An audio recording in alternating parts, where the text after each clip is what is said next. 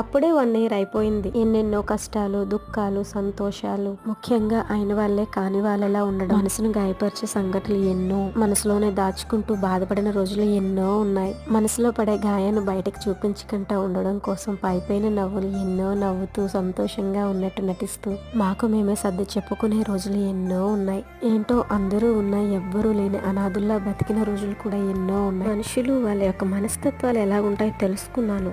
ఒక మనిషి సంతోషంగా ఉండాలంటే మాత్రం ఖచ్చితంగా తనకు మతమరుపు అయితే ఉండాలి. ఈ రోజుల్లో అయితే మనుషులు ఎలా ఉన్నారో చెప్పమంటారా? అందితే జుట్టు, అందపోతే కాలు.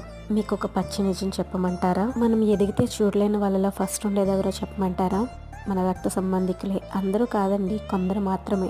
అలాగే మనం కష్టాల్లో ఉంటే కూడా మొదట సంతోషించేవారు కూడా వాళ్ళేనండి. మనం వద్దనుకుని మన మనసుల్లో బాధ పెట్టే వాళ్ళ కోసం అతిగా ఆలోచించి మనం ఎందుకు బాధపడాలి? మనల్ని దూరం పెట్టినందుకు వాళ్ళు బాధపడాలి కదా.